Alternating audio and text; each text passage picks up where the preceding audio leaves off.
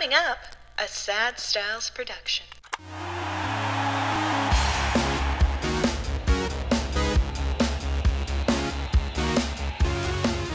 Hello and welcome. My name is Mikey Aaronworth, signing on to the Sign Off, a Frameworth podcast for yet another week. It is the forum for all the stories you didn't know you wished you knew about the world of sports and sports marketing. I am joined in studio side by side by my co-host and the president of Frameworth Sports Marketing, Brian Aaronworth. Brian, Dad, how are you doing? I'm good. Good to be back this week. You know what? I've come to cherish these interviews that we do because it's the only time we spend together. I was going to say, you've been so busy. It's hard to get you in a room.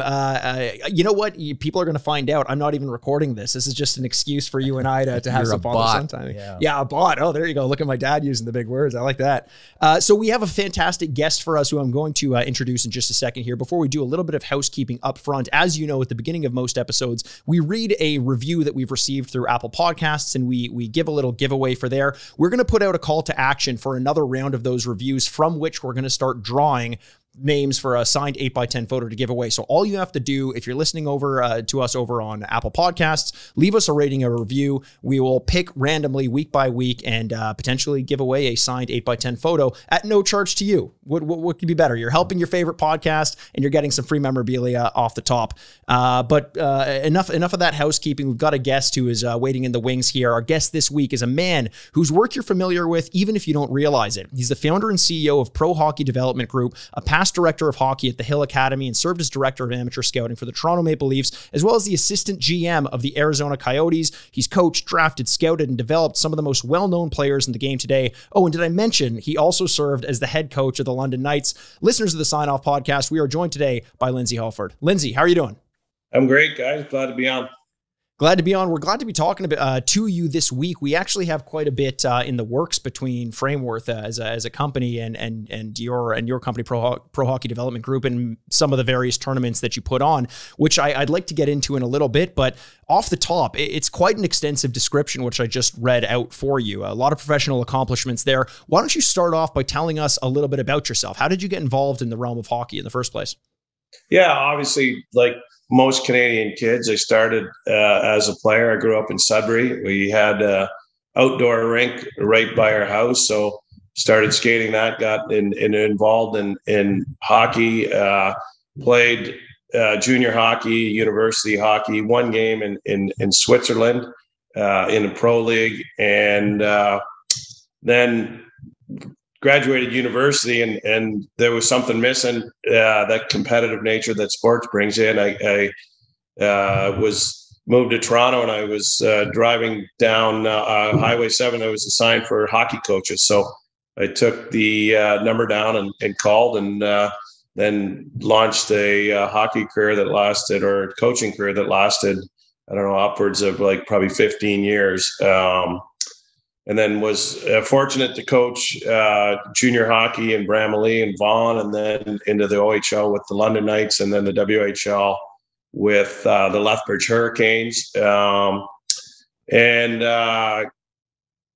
came back and really just concentrated on my business after the 3 years in Lethbridge, and kind of was, more concerned about, I guess, a little bit stability from moving from coaching, and started to put time and effort into pro hockey development, which is, we're in our 30th year right now. So got into that and grew the business. It was mostly hockey schools and some summer teams, but we started to do tours and tournaments in the I guess mid 2000s, and that's catapulted the business to one of the largest hockey development companies, I think, in North America. But got back into scouting. Mark Hunter, the owner of the London Knights and GM, my son was playing at the Silver Stick, and after the game, he came down and asked me if I'd be interested in scouting.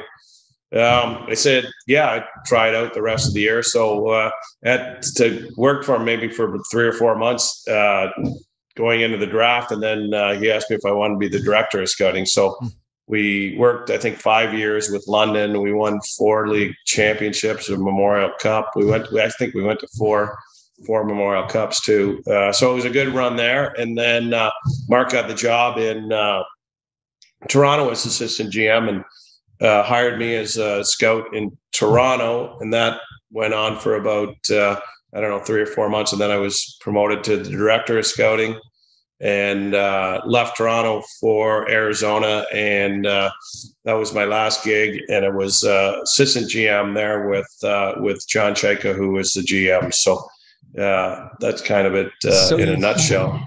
You've balanced quite a bit over the years. I mean, you mentioned different positions. You've got scouting, you've got coaching, you've got CEO, and the list goes on. What positions do you currently hold? Because it seems like you've balanced a variety of them at any given moment throughout your career. Are you just focused primarily on pro hockey development at this time, or do you still have some other gigs in the wings? Yeah, so I started a new company called Highlight Sports. We do video breakdown of NHL players right down to minor hockey league players. Okay. We do camps there as well. And then just kind of, with some time off from the NHL, getting into some new, some broadcasting of minor hockey, new company, some NFTs that we've started building a rink in the Bahamas and Nassau. Have you taken a break since you saw this sign asking for coaches? What's going on? You're the one person who's come on this podcast who I think is making my dad feel like he needs to work a little bit harder. I was going to say, I'm like your dad. I don't think we do very well if we're just sitting around. So, it's amazing. You mentioned university. You sort of glossed over that, but you graduated with political science and sociology degree after playing a year pro in Europe. I believe you mentioned. Is there any of that you bring towards your philosophy when it comes to the development of younger players now, or is that just kind of like a part of your life that is in the past and you don't really think about it too much anymore? Well, there's lots of politics in hockey, but unfortunately there wasn't a course there you go. that I took to prepare me for that. But I mean, to me, university just shows you have ability to learn. Mm-hmm. And I think that and techniques on how to learn and time management and how to organize your time. So that's all important things that you can pass on to players in hockey. But, just from any courses or anything. There's probably lots, but none that have. It's so long ago that I was in university now that it's really hard to remember. And trust me, I probably matured since those days, eons since probably, I guess that was being the 80s. So. You've lived a few lives since then, it seems, but each kind of leading into one another. And I mentioned as well all the roles and positions that you've held. One glaring omission from that list, maybe you've thought about this or maybe you haven't, is agent. Is that something you've ever considered doing? I mean, you're working with a lot of younger players in terms of their development. Is there a reason why you've stayed out of that business, or is it something that potentially is on the horizon for you? Yeah, interesting. I get that question quite a bit. I work with a lot of agents, obviously, in this business. I talked to probably 3 or 4 yesterday, but I mean, that's something if I probably would have started years ago. We did dabble in it. I was with Darren Ferris. God, okay. It would have been in the 80s. We started a company that was kind of doing a bit of that. And then I helped out Mike Gillis at one time. And I was really good friends with Bob Goodnow, still maintain that friendship. And he was the director of the NHLPA. But in hindsight, if it would have been something that I probably had done and stuck with, it would have been a lucrative career. But I was really focused more on the coaching and I guess then transitioned into the management side. But no, I like that. Darren Ferris, a past guest on this podcast, would that have been DHG that you were a part of, or what was that? No, it was actually called Hockey Prospects, but it was It was probably like 30 years ago anyways. Yeah. It would have been close to 30. Darren and I have been friends for 3 decades. So yeah, some different paths, but it seems like, the world needs people involved in the development of players. We've had guests on in the past, Stan Butler being one of them, who have just been so integral in the formation of younger players, some of whom kind of want a little bit of attention for having done that, and others are just kind of okay to be working behind the scenes and behind the curtain, as it were. Is there an element that makes you kind of want to branch out? I noticed actually kind of something interesting here in an article on your website, lindsayhofford.com.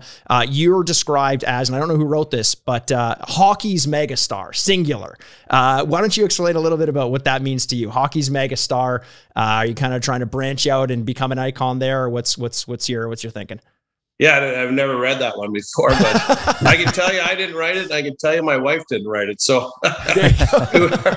do you know what kind of amazes me is that we've only met over the last, month or so that we first came in contact with each other.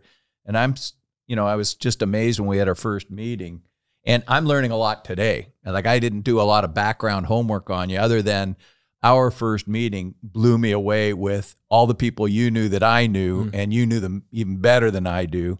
The people that you know, obviously you've been in the business for longer than I have, I think. I mean, I was started in 92 in this specific business, but then the people that I've met over the years, like Stan Butler and various players, et cetera, the players that have come through your system that you know, which is really cool. We're talking about Mitch Marner. Paul Marner is his father, and we know him very well. We got to get Paul on the show too. And then the concepts and ideas, which was amazing to me because we think very much alike. And you're talking about, we started talking about a whole new system for, I guess it's under highlight now, is going to be for the tournaments, and we'll get into that. But then things like NFTs and concept that you have for that is really cool. So we think very much alike. Yeah, it seems like pro hockey development kind of checks a lot of boxes and is constantly evolving just based on the environment. Frameworth is very similar. I mean, I grew up working for this company, and every time someone asks me what Frameworth as a company is, the answer changes from year to year, as it seems pro hockey development might as well, given what you've explained there. And I do want to get into some of the tournaments that pro hockey development puts on, which is kind of how you, Dad, and Lindsay got in touch with one another. Let's move from the development a little bit and talk specifically about the Brick Invitational Hockey Tournament. This year, taking place July 4th to July 10th, initially began in 1990. You're at the helm of that. Some past players that have passed through this tournament: Austin Matthews, Tyler Ennis, Tyler Johnson, Steven Stamkos, Morgan Riley, Jonathan Taves, Tyler Seguin, PK Subban. A ton of names. What is it about a tournament like this that invites such talent? It just started off and evolved. So Bill Comrie owned the Brick, and he had his three kids that I think they all played in the NHL. One's a goalie, played for Winnipeg this year. And we had him in actually Arizona when I was there. And then he had the two boys that played, one more, Mike played quite a bit. And the other boy's name slipping my mind, but he started that tournament for the boys. So I think number one, it was in the venue. So it was in the Edmonton Mall, which was a unique kind of place to have it. And it was perfect for that age of kid. And then secondly, they got they had it by state and province. So you had kind of the best guys from each state and each province coming and playing together. And then you started getting a track record of guys that were going on to be stars in the National Hockey League.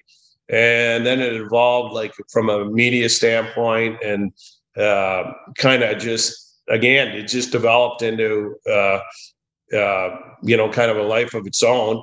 And I can tell you at the start when we started, it wasn't like now. Now it's an easy sell. We do a tryout. We get 5 teams, kids come out and try out.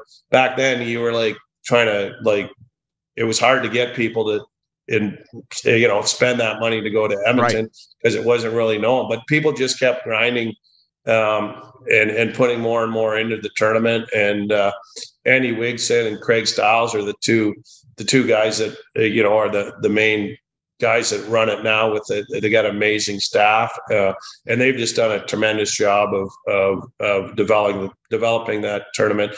To me, where it's surpassed the Quebec Pee Wee tournament now, and it's the top hockey tournament in the planet for youth players. When did Pro Hockey Development Group get involved? Was it from the very beginning, or did you take over after a certain point? Yeah, there was a couple of Toronto teams, and then we were probably, this might be like our 25th year now. Going. So it's kind of just ongoing with this legacy, and now all of a sudden Frameworth is becoming looped in. I know, Dad, you're pretty excited about some of the offerings and opportunities. Well, it's interesting because when Lindsay and Anthony first approached me, I was thinking, we had done a number of things at our company. We get a number of NHL players that come in because they know we do such a good job framing their personal stuff, whether it's photos or jerseys, et cetera, and they want it done right. There's a lot of people without that expertise that do it. But one of the things that I noticed was that a lot of the players come in here, and we told the Rick Nash story. Oh, yeah. One of our first broadcasts about how we brought all his game-worn jerseys from the time he was in Pee Wee, I think, all the way up through his career. So he saved every one of them. And so we know that players, even at the youngest level, are hanging on to their jerseys just as a memento, and just like I did at my Wayne Gretzky fantasy camps. Right. I kept every jersey, gave all the equipment away to underprivileged kids, but I kept all the jerseys. Sure. No one wants to wear a jersey with Aaronworth on the back, it turns out. No, they'll take your elbow pads, but they're only good for me. Yeah. But anyway, so I noticed that they're valued. Obviously, they're valued, and the more as time goes on, people start realizing how important they are. Then Lindsay and Anthony approached me through my brother's contact and said, we've got this idea because the kids want their jerseys. Right. And we think that, they just go in a drawer or something. So let's work out a program. So Lindsay, explain your thought process there. Well, I actually think you put it best. In a nutshell, when I went in and I saw in your office and all the pictures are all over the wall. Yeah. And you were like, you come in there and you look at one, and you might not see a picture on your wall, I don't know, a year, 2 years, whatever. But I think you said it best when you said you look at that picture and it brings you right back to that spot. It's a memory. Right. And I think this is the same thing. Like you have a jersey, you have it up on it's framed and it's in your wall. You see that it enhances your life. It gives you a special feeling when you look at it. I pulled my kids' jerseys out from the brick team, and it brought me back, both of them like to those days. So I think that's what people really appreciate about it. And I think that's, Nasher loves hockey. I know Rick very well, and I could see him just looking back there and getting those feelings from that, or Sidney Crosby, or these guys, they have some great accomplishments, but they got a lot going on too. So you go and you have something like this, a keepsake, and you have it as presented in your house or your office or your cottage, wherever it is, it brings you back to those times. So it's something that's special. Otherwise, you tuck it away in your drawer and you forget about it, and then you pull it out one day and you wish that you would have put it into that. Nasher has I think it's 21 or 22 jerseys that we framed in a special in his basement, and they're all lined up on the wall, so he can almost go down there and follow the history, the progress that he's made through his hockey career, just in one room, just glancing around it, which is really cool. So one of my favorite pictures of in my office with all the celebrities and people that I met is me playing Pee Wee hockey for St. Luke's back in the day. I never made any very far in hockey, but that's one of my favorites. It's me and this little kid in a uniform in the old hockey pose where you're leaning on your stick, and brings back a lot of memories. Sure. Yeah, great. It does seem like it's important.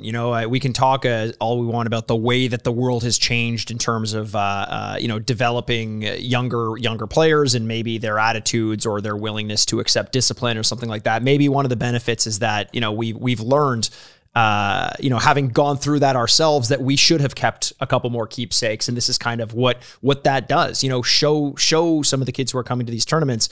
This is almost like kind of like when Dad, you're talking about the Wayne Gretzky fantasy camps. It's like, this is almost what it feels like to be a pro, and you give them that little taste of it and have them say, hey, look, you want more of this, you're going to have to keep working at it. Some of the kids will, a number of them will become pros. So Lindsay, maybe you can describe what we're doing, because I think it's really exciting. Sure. We're really pumped here at our location, and we're trying to make it as convenient as possible for the parents and grandparents and that to have those mementos hanging. It's not just the kids. We're making photos and that available, but maybe walk through the program. Yeah, I think, again, it's like you look at what the pros are doing with their memorabilia. Now you bring it to the minor hockey ages, and you can take some of their memories, and you can, whether it be a picture or a jersey, and you can professionally have it framed.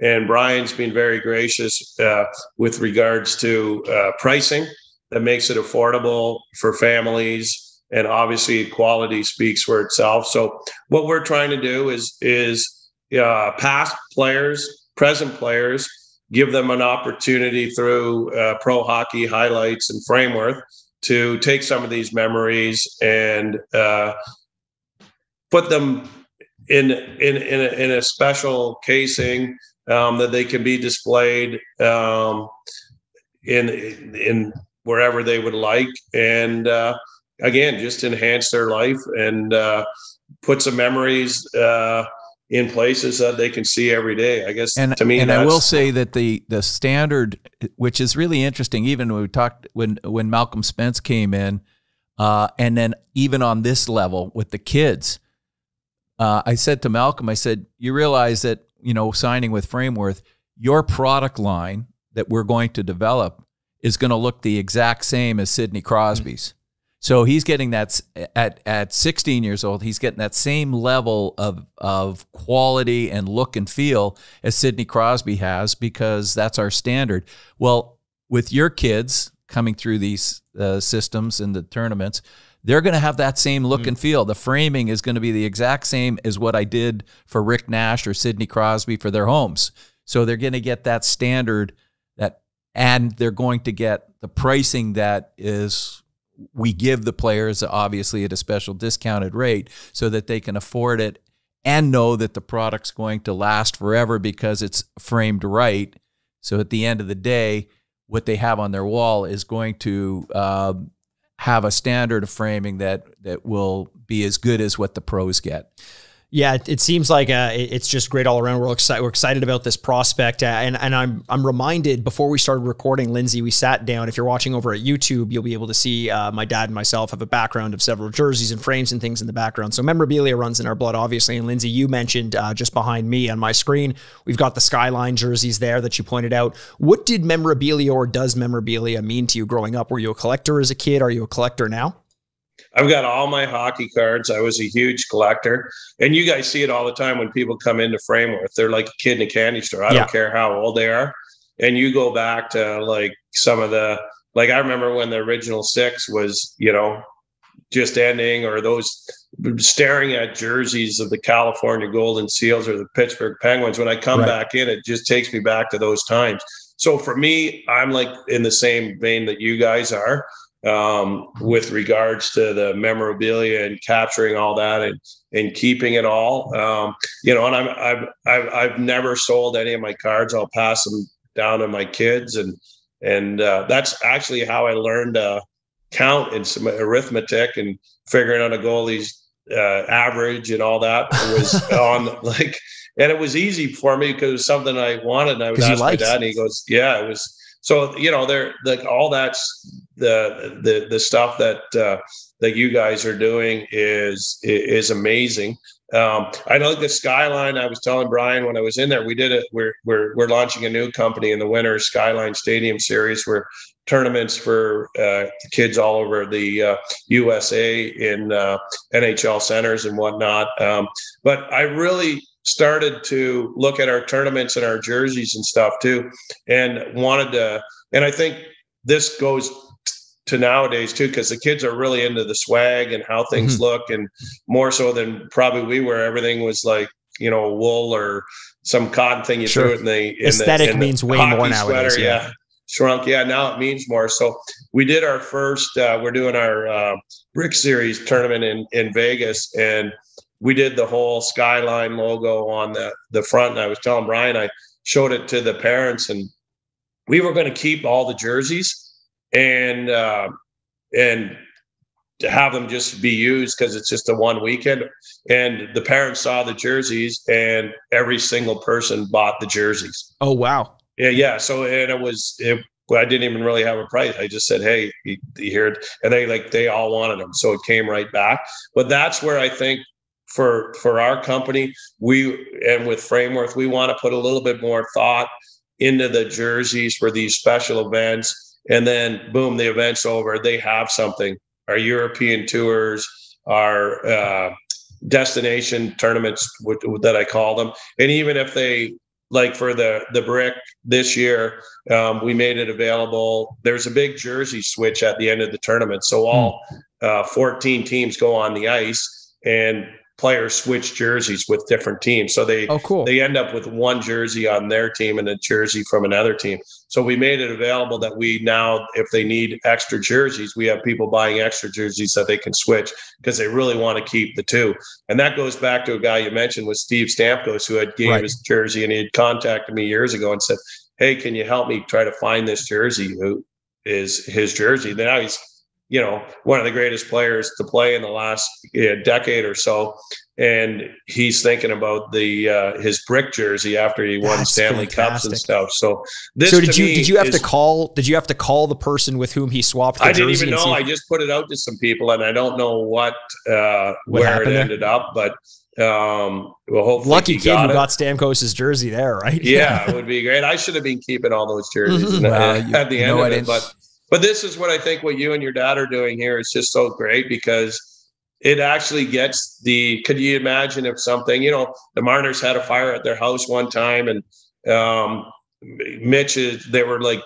Paul was a big collector. He kept all Mitch's stuff, but luckily none of it got destroyed. Some of it was damaged, but was able to bring it back. But he was a guy that kept all this. It means a ton to him. So being able to keep it in the proper case and in the area where you can have these things, then I think it's really special, and people will really appreciate it down the line. And thanks to you, Lindsay, we're going to make it so convenient. So when the people go, when the kids go to the tournaments, there's going to be on-site displays so that they can just literally scan a code, get to the website, get their jersey framed without having to worry about taking it home, looking for a place that can do it, or a lot of them would end up here anyways, but at a higher price because they're bringing one at a time. So it's going to be, so look for it whenever for those people are participating in the tournament. Yeah. We've got 5 locations set up this week with all the samples that we offer in all the 5: Westwood, Chesswood, Scotiabank Pond, Paramount, and the Sports Village.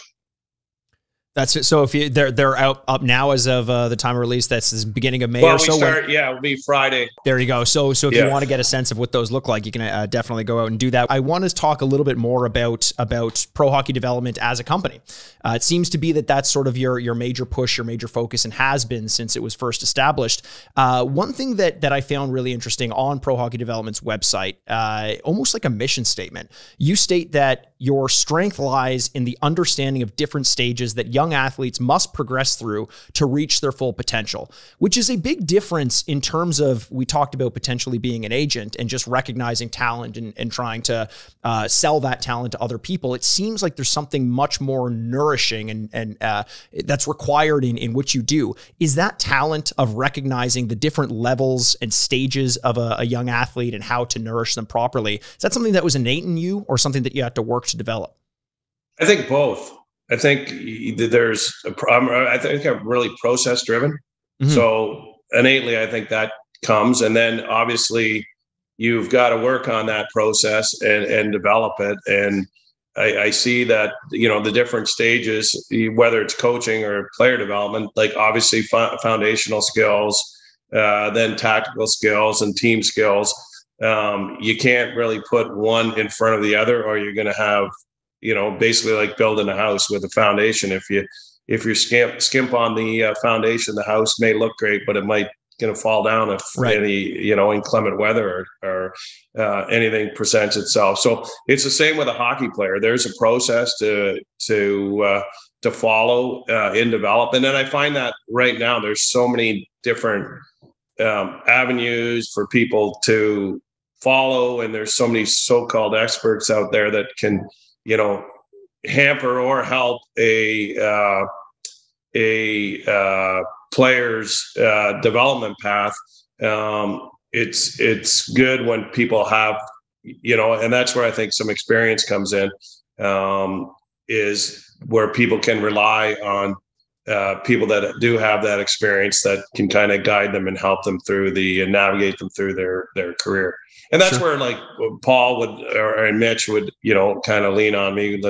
And I was lucky enough to coach Mitch since he was like a very young kid, and then be able to draft him in London and watch him progress there and end up winning a Memorial Cup. And then being able to draft him in Toronto, was really special. And then I texted him yesterday and I just said, hey man, you played like unreal that game. I thought he was by far the best player and it impacted the game. I hadn't put that together. Levels. You drafted Mitch Marner twice. Yes, twice. That's fantastic. Cool. I didn't realize that. You know what? I talked to Paul Marner after the game, the first game the other night, and he made an interesting comment. I said, boy, Mitch played maybe one of the best games I've seen him ever play, between the PK and the power play and regular play. And Paul said to me, he says, yeah, he went London Knights on us. So he dominated in London, right? Oh God, he just did some amazing things there. And he just we had a great team, but he was the engine behind it. But I knew right off the start in that game, I've seen him. I was telling Paul, we were talking yesterday, and I said, I knew Mitch, like in that game, I can tell when his body and his mind are together and he's in the zone. And I knew right away he was in the zone. But the first game that he ever played for the Leafs was in London, and it was like a rookie camp game. And I remember Mark and Lou were there, and Mitch came out in the warm up, and I'm like, he's going to be terrible tonight. And they're like, what do you mean? I'm like, he is way too jacked up. And they're like, they were like, they couldn't really believe it. And then we had heart monitors on all the guys. And of course, Mitch went on and he played he didn't have a great game. He played like two really kind of underwhelming periods, and he came around a little bit in the third. And then everybody was worried. I wasn't worried because I know how he is, and came out was dominant the rest of the tournament. But his heart monitor, his heart rate was like off the charts. So he was like just so pumped up, like over pumped up.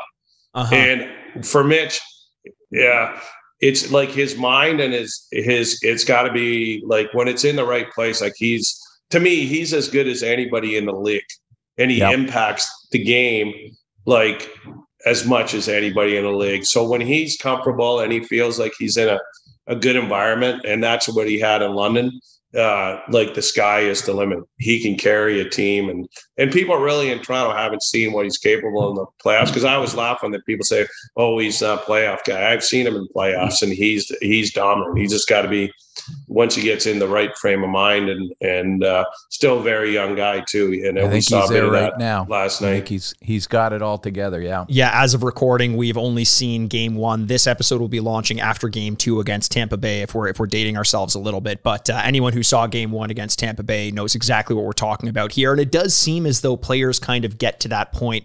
You said comfort, and it's a word that I feel like most people wouldn't attribute to success in the NHL necessarily. They would probably more readily attribute being jacked up and being excited to success. You see like some of the players out there moving their skates 1,000 miles an hour and like their heartbeat off the chain. But it seems like, you get to that veteran status. You've seen understand things in the league a little bit. You have that extra little millisecond to give thought to something. And I do agree. I think the entire Leafs core is demonstrating quite a bit of that at the moment. Let's stick on Mitch for a little bit. You know, I again find it fascinating drafting him 2 times. I can't imagine there were too many scenarios in which that would have happened, where someone would have had the opportunity to do that. When did Mitch Marner first come on your radar? When did you first learn about him, and were you immediately sold, or did it take some time? Yeah, I heard about him because I was busy coaching and stuff. So it was like I was on the ice with him when he was maybe 7 or 8 years old. Mm-hmm. And he was obviously right out of the gate an awesome player. But I mean, I was like, he's 7, 8 year old, this little kid, he's like, obviously something's going on there. He's special. But I started coaching him in some spring tournaments, probably when he was maybe 12, 13. And I'm like, immediately I knew that this guy was seeing the game at a different level. Mm-hmm. It's like, I use this analogy. Everybody else was playing checkers and he was playing chess. So he knew where the puck was going. He could see, he had that 360 vision. So I knew that there was something going on there, and that cerebral part of his game was off the charts. And I hate to compare anybody to Gretzky, but that was the similar type of guy that maybe didn't have the physical, I don't know, attributes or the body to. Because Mitch, when we drafted him in London, I think he weighed 132 pounds and was 5'7". His brother Chris, I knew, and he was much bigger, and Bonnie was tall. So I knew that. Well, I shouldn't say I knew. I said I was hoping that he would grow. But we actually got him 20th overall in the draft, and he should have been obviously the number 1 pick. McDavid went the year before, exceptional status. And then Mitch grew and he took off. And then when we went to the Leaf draft, there was, we got him 4th overall. McDavid went 1st. And then Eichel went 2nd. And then Phoenix had the 3rd pick. And we thought they were going to take Mitch. We were kind of doing all the research to kind of figure out where they were going. But one of the guys who worked for me was golfing with one of the scouts on the other team, and he let it slip out that they were taking Strome. Mm. So I felt fairly confident we were going to get him 4th overall. So he was there. And obviously that was a huge pick for the Leafs because next year we won the lottery. Right. And we got Matthews, and then obviously suddenly you got the dynamic duo, and then you're set for, basically got a chance to win every year.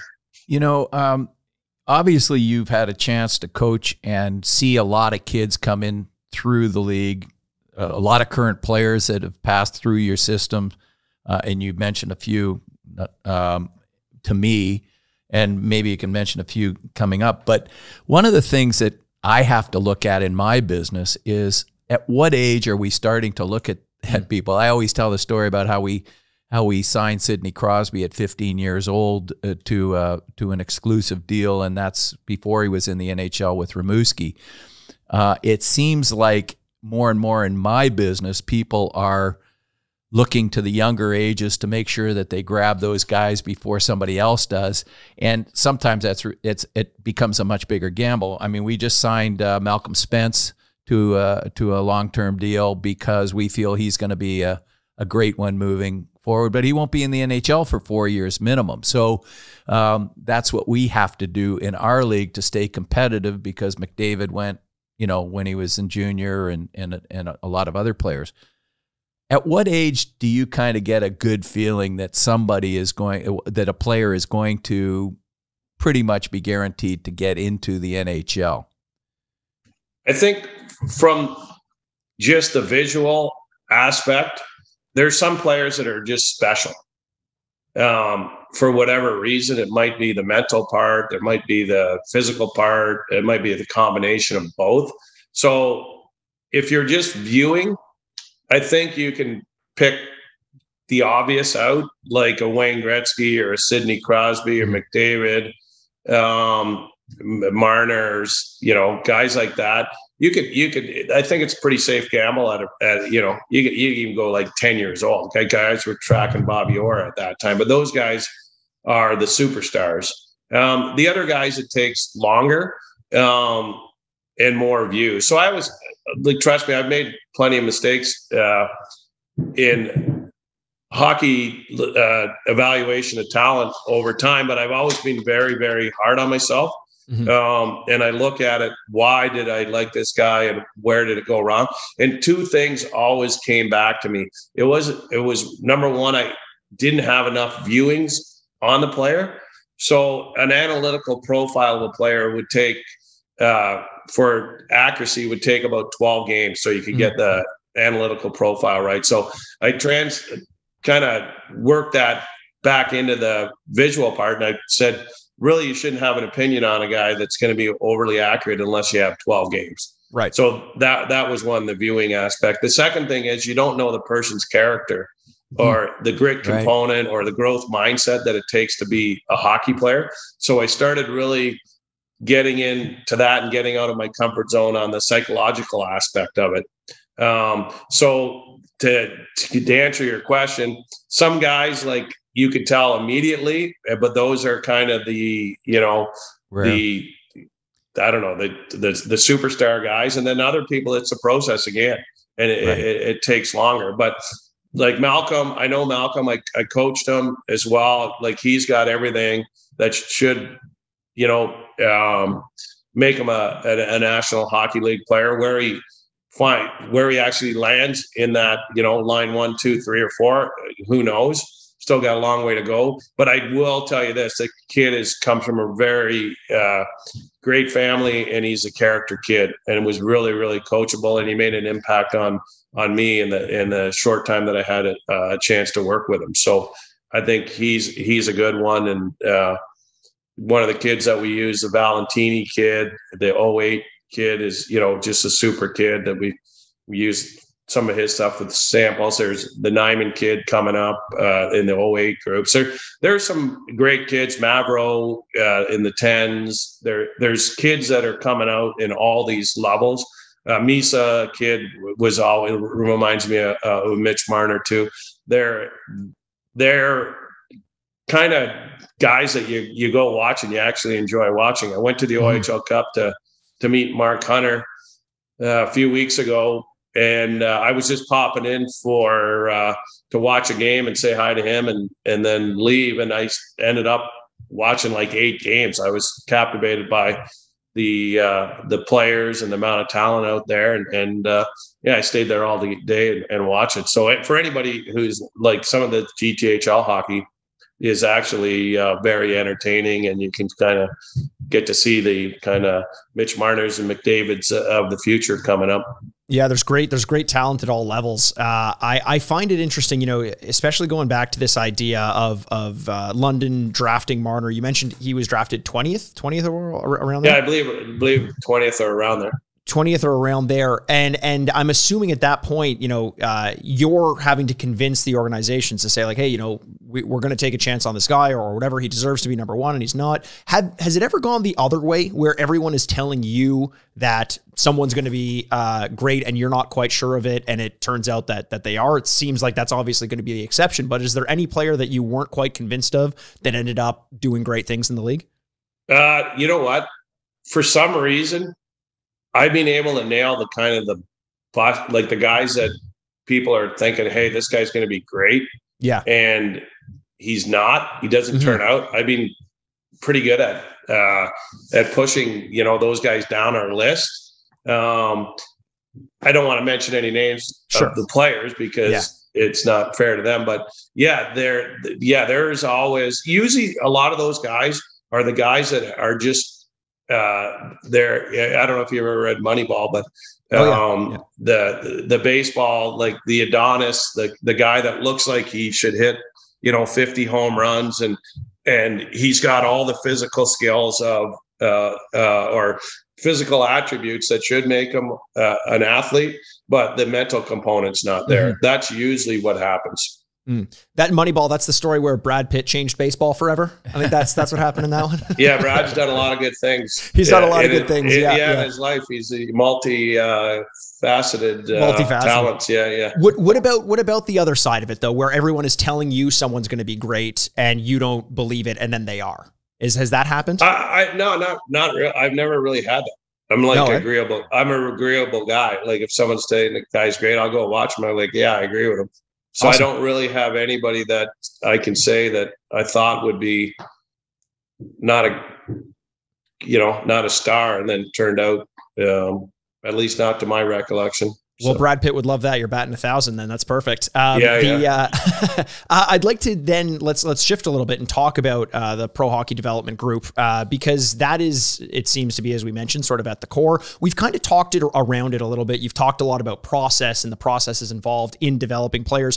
Why don't you tell us kind of grassroots, what is the Pro Hockey Development Group? How do people find you, and what is your goal? Yeah, we've been around for 30 years. So we're known in Canada, US, Europe, and Asia. We have clients all over the world. Our website's prohawk.com. We do tournaments in Canada, the US, Europe. Europe, obviously, in the last couple of years because of COVID, and then this year with the Ukraine Russia situation we pulled out of sending any teams there. I guess our tournaments are, we do 3 tournaments in Toronto. We do tournaments in Vegas, New York, Charleston in 2 weeks. Just came back from Nashville.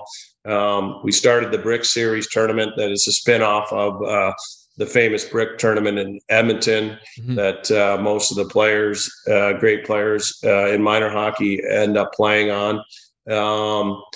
So I guess we've got probably now close to 30 to 40 events, tournament events. And then we do 8 weeks of camps and we do clinics throughout the year. And I think we have close to 70 or 80 spring teams. We just opened up a winter organization in Edmonton, Pro Hockey Edmonton.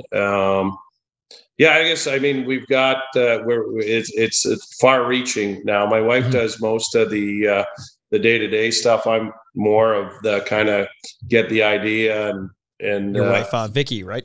Yeah, my wife Vicky, and we'll give her a little shout out there too. Yeah, the president actually of Pro Hockey Development Group. Yeah, she's the president, and she fields most of all the calls and whatnot. So she's right now probably the busiest person on the planet, because I've got to get that formula, because you're kind of like me. You got more ideas than you can deal with, but then I keep getting bogged down with doing all the legwork too. So I'm trying to find people to do that for me and develop all the ideas as quick. Because with all the things that you have talked about and done, and more recently what we're working on, which we'll get into, for all those things, you just don't have enough time. Like, and especially for me, I'm trying to take it a little easier, but like I said, I try and get out and they keep pulling me back in. But it's the same with you. I mean, I hear all the things that you're doing.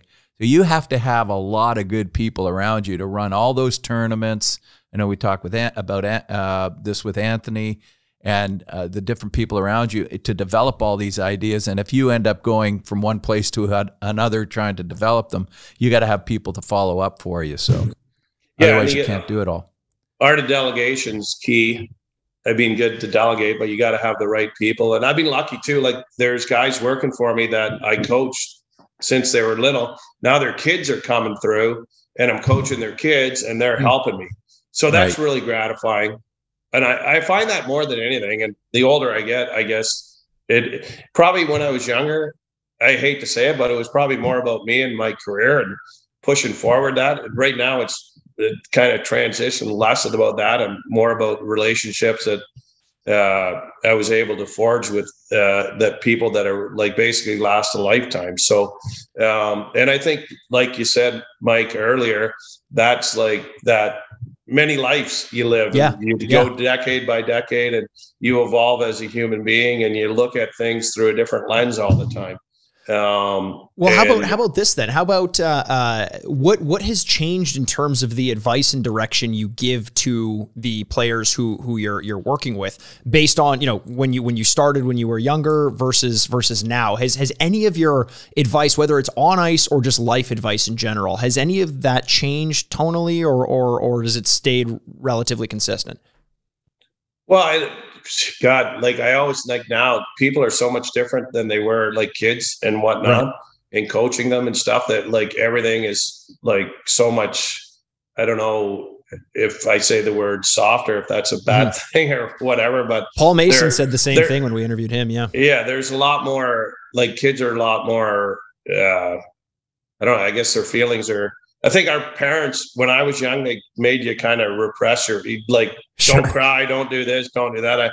I guess that's more encouraged nowadays, but I don't know. I mean, some of the stuff you can, like the simple facts, like worry just about what you can control. And those things, like this first one is the effort that you put into anything. Right. And I mean, look at your dad, like your dad's very successful, but your dad's up at the crack of dawn and he works like countless hours.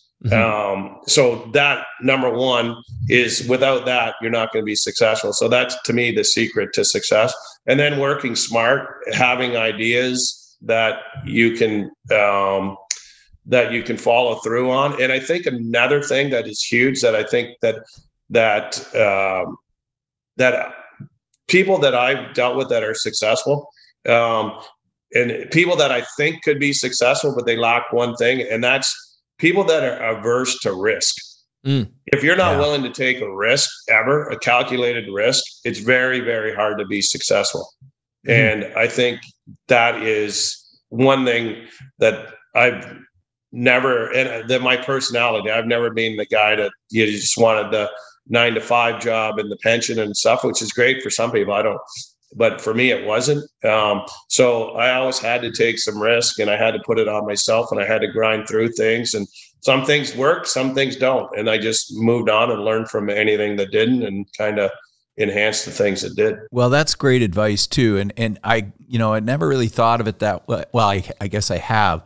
In any business, any entrepreneur, one of the big factors is risk, because you're always thinking of something and you got to implement it. And sometimes it doesn't work. And throughout my career, it hasn't worked on a number of occasions. So part and parcel of being an entrepreneur and taking the risk is having a thick skin and getting through those times where it doesn't work. And sometimes it can be devastating, getting back on your feet. Because I've had businesses that have been close to bankruptcy, and getting back on board and getting, you know, finding a way to get back to where you need to be. So risk is one thing, and persistence and fortitude is another thing. They go hand in hand, right? How would you measure or temper that advice when it comes to speaking to kids about how to play hockey? I mean, risk is something that has to be balanced when it comes to actually playing the game. Is there any element of that advice that you use with their on-ice play? Like, how often is taking a risk necessary? How often do you need to taper that back? How do you advise them on that? And that goes back to foundational skills. So you're going to have Matthews or Marner that are going to be able to make a play in a risky area where there could be a turnover. Right. But the payoff is going to be much better for them. And then you're going to have some grinders that they're dump and chase guys. And if they start trying to play like Marner and Matthews, not going to be successful. They're going to be down in the minors or out of hockey. So number one, you got to know yourself, and you got to know your strengths and weaknesses. And, you know, I was like the SWOT analysis is always, to me, something that people should really, you know, be hard on themselves, but be educated about themselves, and know what your strengths and weaknesses are, know what the threats are out there for you with your personality. What are some opportunities that you can, you know, that you can work on. And to me, that's just the same as hockey. Know what you're good at, know your game, and then continue to work on both your strengths and weaknesses. And I think anything that I always like, and athletes from other sports, I've always been big on on watching and looking. But I think Michael Jordan, I always tell, like, even players like Mitch, when they're because there's not a lot you can do with Mitch's game, because it's like close to like these top guys. We've worked with them. There's not a ton. It's and what we said about the mental aspect of it. It's just getting them to peak. But they're so good that you're not going to recreate the wheel with any of them. But you look at a guy like Jordan, and he started his career, and I think he was Rookie of the Year when he came in the NBA, but he wasn't really a great defensive player. So what's the guy do? He builds a gym. He hires some coach to work with him all summer, and he comes back and he's like now Defensive Player of the Year. Right. Like these are the guys to me that, like, you know, that take the game to the next level, and they're guys that everybody can. And that's the beauty of sports, because I think a lot of the lessons you learn in sports are translatable to business, to school, to anything that you do.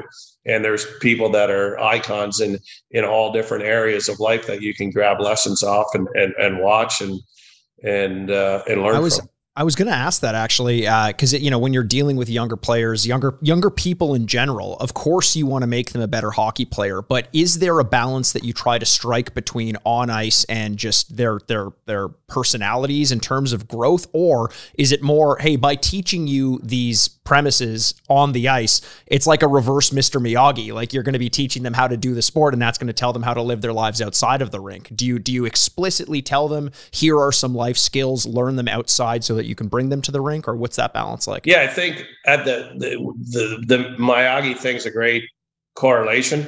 I wish I had his patience. I would like. You're not catching flies with chopsticks these days? Not lately. Okay. But yeah, like to me, it's just like I get the young guys. So I'm coaching a 2011, 2012 team. And I can see the kids that are really focused. And when you're talking at the board, you're explaining it and it's sinking in. And I can see the other guys that are, you know, their heads, like eyes are rolling back of their heads and they're like thinking about 10 different things. Right. And it's just a maturity thing. But I think, like, for me, just to impress upon those kids is that, hey, you're not going to get better if you don't take these opportunities to learn and concentrate. And, you know, I really find nowadays, like, some of the kids are like, actually, they're overtrained. Like they go from one game to a practice to a game, and they're like spreading themselves so thin that the kids are exhausted and they're not getting the most out of the training. Right. So, and I meant to mention that before too, when we were talking about like some things as success. It's like working hard, but it's also working smart. I think working smart, especially in athletics, well, probably anything, it's so important, and that needs to be impressed upon people, because sometimes less is more, and sometimes one step backwards is two step forwards. It's like your dad said, he had some companies that were on the verge of bankruptcy that went, you know, on to do some amazing things. And you see that with a lot of entrepreneurs, or you hear stories of some companies where the guy, I think it was FedEx, the guy was down. He actually went to the casino and he had like his last $5,000 and he threw it down and made a little bit of money and back invested in the company. Now it's like $1 billion, like, but that guy was on the verge of like complete extinction, but shows character. Yeah, it's I love that as well. You know, not enough people are kind of promoting the idea. It's huge in the athletics community now of how important resting is, like dedicated rest days, so you can absorb everything you've been learning. Otherwise, you're just saturated with too much information and there's nothing you can do. We're coming up on the end of our hour and we don't want to keep you waiting too much longer. We appreciate all the time you've given us. Clearly, you're a very busy person, so we'll let you get back to the 900 jobs you got to do today. But once again, if you're curious about anything we've been talking about here, you can find Pro Hockey Development Group, prohoc.com, prohoc.com, at ProHockeyDG on Twitter. Lindsay, anything else that you want to send people towards? Anything you want to put on people's radar in the coming months? No, just enjoy the process. Enjoy the journey of hockey. People, don't be too focused on the end goal. Enjoy every day, because my dream was to play in the National Hockey League, and it didn't work out, but I actually ended up in the National Hockey League. So it's, you know, there's different roads to get there. And, you know, that's one thing that I'd leave everybody with who's watching the podcast. enjoy every day and the families and the friends that you meet and the experiences that you can gain from playing this great sport. Great advice. You do a great job of sealing those memories and things that people can cherish their whole life. Well, I appreciate that, and more on that. Actually, we said Pro Hockey at Pro Hockey DG on Twitter, and if you're a part of the mailing list, if you're listening to this, definitely check them out, because we're going to be doing some giveaways in combination between Frameworth and Pro Hockey Development Group. Some jerseys and photos that are going to be going out there, and all you got to do is make sure you've reviewed, liked, subscribed to the podcast, and a lot of that information is going to be going out via social media. So make sure you're following both at Frameworth Sport on Twitter. We talked a lot about Marner. We're going to give away at least one Marner signed jersey. There you go. And a bunch of other products for people relating to this podcast and Pro Hockey Development Group. But the only way you can find out is by checking them out and keeping an eye on their social media. We'll have more information on that coming soon. Lindsay, once again, we appreciate your time so much. Really looking forward to this tournament and the partnership that we're growing here. So once again, for Lindsay Hofford, Brian Aaronworth, president of Frameworth Sports Marketing, and myself, Mikey Aaronworth, host of the Sign Off Podcast, this is us signing off. Well, ladies and gentlemen, we made it to the end of yet another episode. Thanks again so much for joining us. You can find videos of all of our episodes on YouTube by searching the Sign Off Podcast. You can also follow us on Twitter at Frameworth Sport or Instagram at Frameworth Sports. And hey, if you're not sick of me yet, you can find me on Twitter over at Retrograde Mikey, or you can always find me embarrassing myself over on Instagram at Aaronworth. The Sign Off is a proud product of Fadoo Productions and Sad Styles Productions. Executive producers Mikey Aaronworth and Andrew Bascom. Until next week, this is Mikey Aaronworth signing off.